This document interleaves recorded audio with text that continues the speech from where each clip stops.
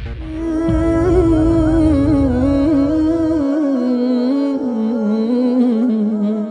إلا الله وحده لا شريك له ولا وزير له ولا معين له ولا مثيل له ولا شبيه له ولا ند له، ليس كمثله شيء وهو السميع البصير، الأول بلا بداية والآخر بلا نهاية. لا إله إلا الله وحده صدق وعده نصر عبده عز جنده وهزم الأحزاب وحده. لا إله إلا الله وحده لا شريك له، له الملك وله الحمد وهو على كل شيء قدير. وأشهد أن سيدنا ونبينا وعظيمنا وحبيبنا ومولانا محمد رسول الله، إنه بلغ الرسالة وأدى الأمانة ونصح الأمة ومحى الظلمة وكشف الغمة وجاهد في الله حق جهاده حتى أتاه اليقين. فجزى الله نبينا محمدا خير ما جزى به نبيا عن أمته ورسولا عن قومه. اللهم صل وسلم وزد وبارك على هذا النبي الأمين وعلى آله وصحابته الغر الميامين. أيها الناس، أوصيكم وإياي بتقوى الله تعالى وطاعته فقد فاز المتقون. Ndugu Waislamu, Ramadhani imeisha na waliofuatisha baada ya Ramadhani sita pia zimeisha, lakini hazijaisha sita kwa wale ambao wamechelewesha kufunga siku sita ambazo zimo ndani ya mwezi wa Shawwal. Lakini nalo juma la sita za mwisho tumeanza approach na karibuni tutamaliza. Sasa ikiwa Ramadhani imeisha, Mwarabu anauliza madha ba'da Ramadhan, madha ba'da Ramadhan, kuna nini baada ya Ramadhan? Je, kumalizika kwa Ramadhan ndo kumalizika kwa ibada? Je, kumalizika kwa Ramadhani ndo kumalizika kwa ucha Mungu? Je, kumalizika kwa Ramadhani ndio mapumziko ya watu wasubiri Ramadhani ya mwakani? Kila mmoja ana fikra yake kuhusu Ramadhani, lakini dini nayo ina amri zake na nususi zake kuhusu wewe mwanadamu uliyefunga mwezi wa Ramadhani. Tambua kwamba Ramadhani kuisha sio mwisho wa ibada. Ramadhani kumalizika sio mwisho wa uchamungu, bali kuisha kwa Ramadhani ni kuendelea kwa mambo mengine baada ya Ramadhani. Bali kumalizika kwa Ramadhani sio mwisho wa uchamungu, bali ni kupractice ule uchamungu uliojifunza katika mwezi wa Ramadhani. Kumalizika kwa Ramadhani sio mwisho wa amali njema anazopaswa mwanadamu kuzitenda, bali ndio mwanzo mpya uliochongwa ukali wake katika mwezi mtukufu wa Ramadhani. Takutanabaisha wewe ambaye unaona kwamba sasa umefika wakati wako kupumzika, baada ya kukaa na njaa sana, baada ya kuswali sana, baada ya kutoa zaka au sadaka kwa wingi, umemaliza Ramadhani na muasi Mwenyezi Mungu kama kawaida yako, na kuwa bakhili kama kawaida yako, unapumzika na kubweteka, hutaki kuswali kama kawaida yako, kwamba hayo sio mafundisho ya mtukufu wa daraja Bwana Mtume Muhammad. Ramadhan kilikuwa chuo, ilikuwa kambi maalum ya kujifua wewe na kujiweka sawa, kuapproach akhira yako ambayo ndiyo yenye kudumu na kubaki. Walal akhiratu khairun laka min al-ula. Ramadhani ilikuwa mafunzo ya kuona kwamba je, baada ya Ramadhani utamuitikia Mola wako lima daak, kwa lile alilokuambia ulifanye? Ikiwa katika Ramadhani niambiwa kulu washrabu hatta yatabayyana lakum al-khayt al-abyad min al-khayt al-aswad min al-fajr ثم أتموا الصيام إلى الليل ولا تباشروهن وأنتم عاكفون في المساجد تلك حدود الله فلا تقربوها كذلك يبين الله آياته للناس لعلهم يتقون. Ilikuwa ruhusa kulu washrabu, kuleni kunyweni kwa vidhibiti maalum. Ukimaliza Ramadhani tu isome aya iliyomaliza sasa hivi, kadhalika yubayinu Allahu ayatihi linnasi la'allahum yattaqun. Utakuta maneno nasema wala ta'kulu amwalakum bainakum bilbatil watudlu biha ila alhukami litakulu fariqan min amwali nnasi bilithmi wa antum ta'lamun.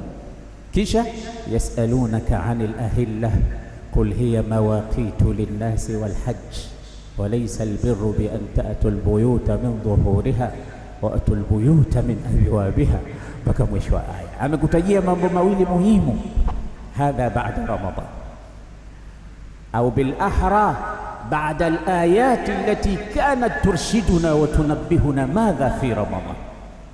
Baada Ramadhani tu kuleni kunyweni mpaka usiku uingie, baada ya kupita mchana. Msilale na wake zenu mchana wa Ramadhani, au mkiwa katika itikafu fanyeni dhawabit za itikafu. La tubashiruhun wa antum akifuna fil masajid tilka hududullah, hiyo ni mipaka ya Allah. Fala taqrabuha, baidu anha, msikaribie. Kadhalika yubayinu Allahu ayatihi linnasi la'allahum yattaqun. Wala ta'kulu amwalakum, kama ulijifunza kutokula chakula mchana wa Ramadhani na unacho na hukufungwa kamba wala ukishikiwa silaha wala hukulazimishwa, yani kwa ridha yako kwamba ya Rabb umeniambia nisile, basi sitokula. Kama vile ambavyo ulitikia mwito wa kutokula mchana wa Ramadhani, usile mali za watu kwa batili. Yule aliyokukataza kula chakula mchana wa Ramadhani na ukatii, ndo huyo anakuambia wala taakulu amwalakum bainakum bilbatil wala taakulu amwalakum, yani amwala nnas. Kwa nini hakusema wala taakulu amwala nnasi bilbatil, msile mali za watu kwa batil? Kasema msileni mali zenu. Kwani mtu anaambiwa mali yake asile? Kwa nini asile na ni mali yake? Yani Qur'ani inataka kukuambia mali ya mtu ione kama mali yako, sio wale wanasema mali ya manga twanga. Hata mali ya manga ni mali ya mtu, ione kama mali yako. Wala taakulu amwalakum bainakum bilbatil.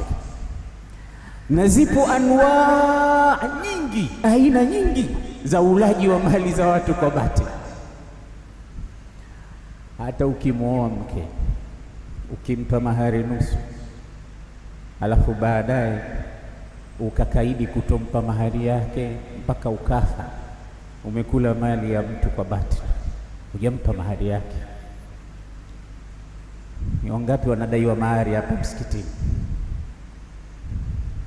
Na wengine mshakuwa vizee vikongwe, ukifika kwao mkewe anakushtakia, shekhe, mume wangu hajanipa mahari mpaka sasa, mwambie huyu anakufa na deni. Huyu anajichekia mke wangu mpaka leo unanidai tu. Ndio unadaiwa zako, haki yake. Wazee msinikazie macho wala msinichukie, wengi wetu tunadaiwa mahari na wanawake. Alafu tena cha ajabu inakuja baadaye, watu wanarithi, unajua kama mama alikuwa anamdai mzee. La haula wala quwwata illa. Ukiambiwa haya pige, anamdai 40,000. Sasa wewe 40,000 zilikushinda wewe kulipa?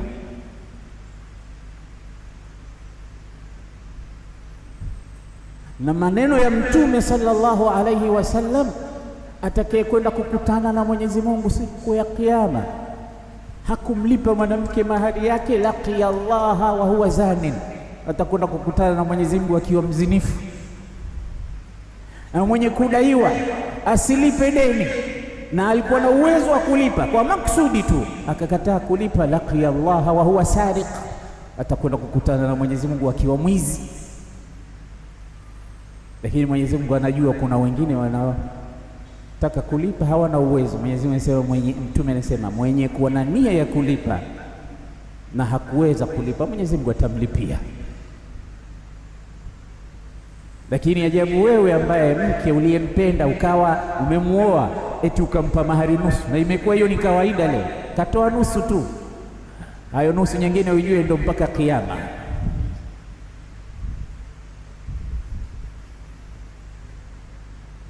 Ukirudi nyumbani leo kamuulize mkeo, mahari yako imebaki senti ngapi, pesa ngapi? Hata kama una miaka 40 katika ndoa, wewe unajua utakufa lini? Usile mali za watu kwa batili, ukawa ndani yake kuna nia nyingine. Kama mwenzetu una uwezo, tunakuombea Mwenyezi Mungu akupe uwezo ukalipe mahari. Na wewe unaonekana unadaiwa, manake unatizama sana, uende ukalipe mahari ya watu. Hakuna sunna ya kwamba unalipa nusu unaendelea kukaa mpaka ufe ndio uangaliwe na warithi wako eti ukalipe mahari ya watu. Walipeni mtu Allah sema, waatu nisaa sadaqatihin, wapeni mahari yao. Allahumma qad ballaghtu, Allahumma fashhad, ya Rabbi nimefikisha, ya Rabbi kuwa shahidi. Wengi wanadaiwa mahari na wanania ya kutolipa mpaka wanakufa.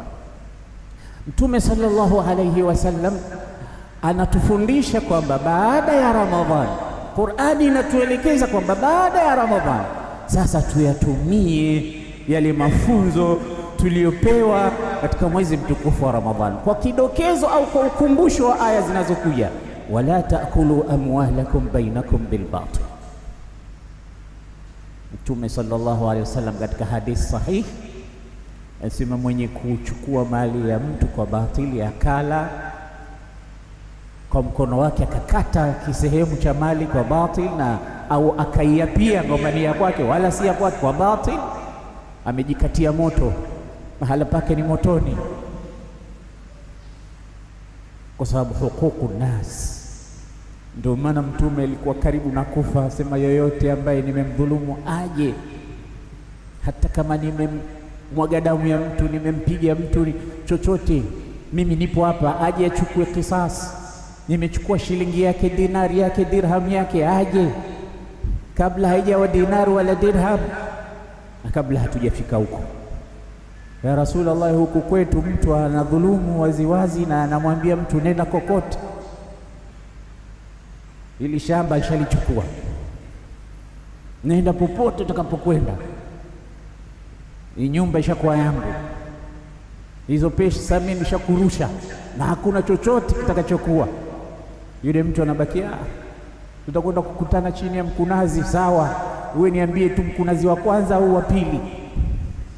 Hana uoga. Ya Rasulullah, kuna watu huku hawana uoga. Wewe unasema haya, nilochukua mali yake, niliyompiga, niliyomfanya chochote, haya kabla haijawa dinari wala dirham achukue mapema. Huku watu wanasema niambie tu mkunazi wangapi. Hana hofu mtu ya kumdhulumu mwingine, ya kumwibia mwingine, ya kumnyanyasa mwingine, kwa sababu huyo Mungu muoni. Au hajaja mtu kutoka akhera akakwambia kweli kuna moto, unataka nini? Wakati Qur'ani na hadithi za Bwana Mtume zote zilikuwa wazi, zinakueleza kama we ni muumini kweli. Muumini inatakiwa kile anachosikia, samena wa ata'na, tumesikia ya Rabbi, tumetii. Alladhina yu'minuna bilghaibi, ghaib, muumini anaamini ghaib hata kama kitu hajakiona, lakini maadamu kaambiwa na Qur'ani na mtume wake, anajua hicho kipo tu, ni kweli. Akiapiwa Mwenyezi Mungu, akitajiwa Mwenyezi Mungu, utaona anaogopa, ana hofu. Ndio maana ni alama katika alama za kumjua muumini. Allah anasema, innamal mu'minuna alladhina idha dhukira Allahu wajilat qulubuhum wa idha tuliyat alayhim ayatuhu zadatuhum imana wa ala rabbihim yatawakkalun. Hakika waumini wa kweli innamal mu'minun. Naangalia imekuja adatu hasrin, innamal mu'minun, hakika si lingine lolote waumini wa kweli, alladhina idha dhukira Allahu wajilat qulubuhum, ni wale ambao wakitajiwa Allah, wakiekiwa Allah katika mambo yao yote, Allah nyoyo zao zinaogopa. Bwana, unanidhulumu, Allah anakuona. Akiambiwa Allah, basi utamwona Bwana achukua haki yako, nisamehe. Lakini si waumini sisi, ukitajiwa Allah anakuona, sasa anatuona sote. Wajilat qulubuhum ay khafat qulubuhum wa idha tuliyat alaihim ayatuhu, na wanaposomewa aya za Allah, akikumbushwa mtu wa Allah, Bwana ulichofanya, Allah anasema wala taakulu amwalakum bainakum bilbatil, wewe mwenyewe unakula haramu, wewe mwenyewe hivi anaika kinga, wewe mwenyewe aya za Mungu anazipiga ukuta. Kiwa kitajiwa aya wa idha tuliyat alaihim ayatuhu zadatuhum imana, imani zao uzidi, wa ala rabbihim yatawakkalun, na wanamtegemea Allah subhanahu wa ta'ala. Akiapiwa Allah anaridhika, Bwana mimi sijafanya, sikuwepo, sijachukua hapa, si ndio tunaofanya hivyo? So wallahi billahi tallahi basi sio waumini sisi.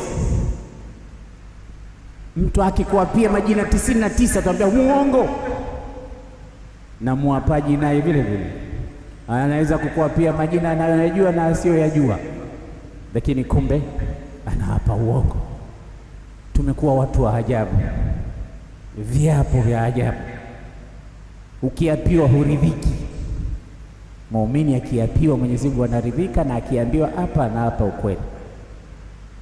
Nabii Isa alayhi wa ala nabiyina salatu wassalam, siku moja alipita sokoni, akamwona mwizi anaiba komamanga au anaiba apple, tufaa. Mwizi anaiba. Nabii Isa, unajua mtu mwizi unamuona, unamjua. Wewe umeenda katika biashara, unaona pita mtu namna anavyo, utajua huyo kibaka. Isa akamwambia unaiba? Akamwambia sijaiba. Akamwambia wallahi nimekuona unaiba. Yule bwana akasema wallahi sijaiba. Akaapa.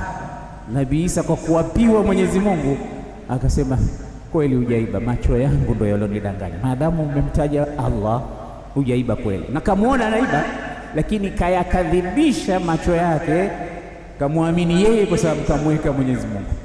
Yaani wacha Mungu, ukiwaapia Mungu basi watasema macho ndio yamenidanganya, wewe ni mkweli. Wallahi umesema wallahi, basi hujaiba kweli. Ndio Abdullah ibn Abbas alipokuwa na watumwa wake wengi, akimwona mtumwa wake amekuwa na adabu, anaswali sana, anamwambia wewe uko huru, kuanzia leo si mtumwa tena.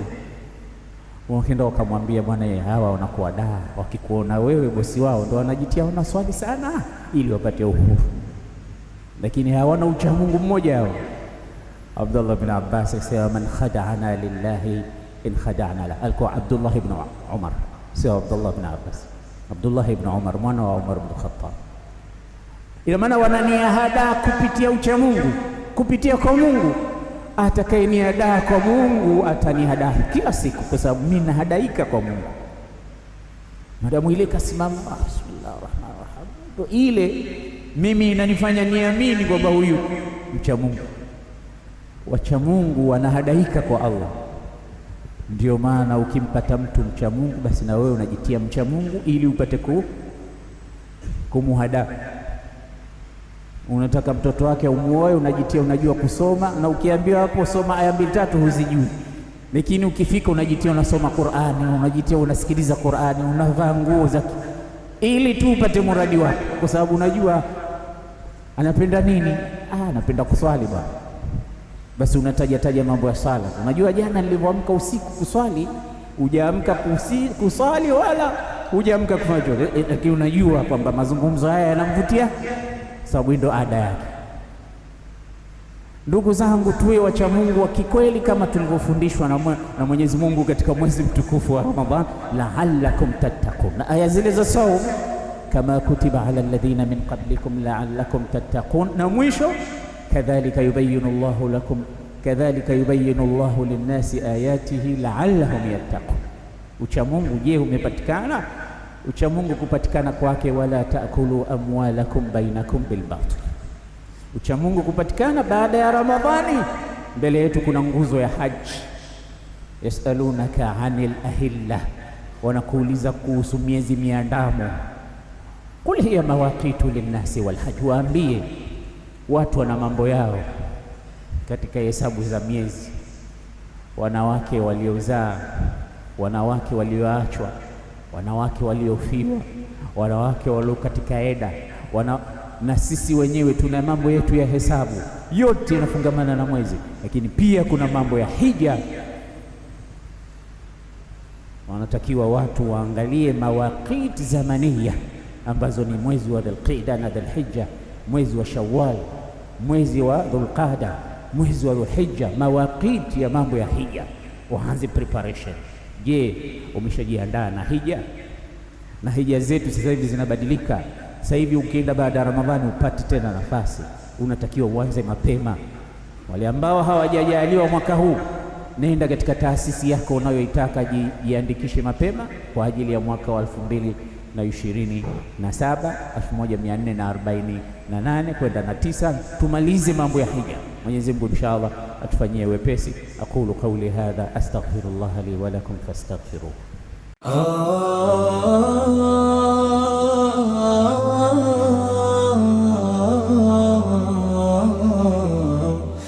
Ah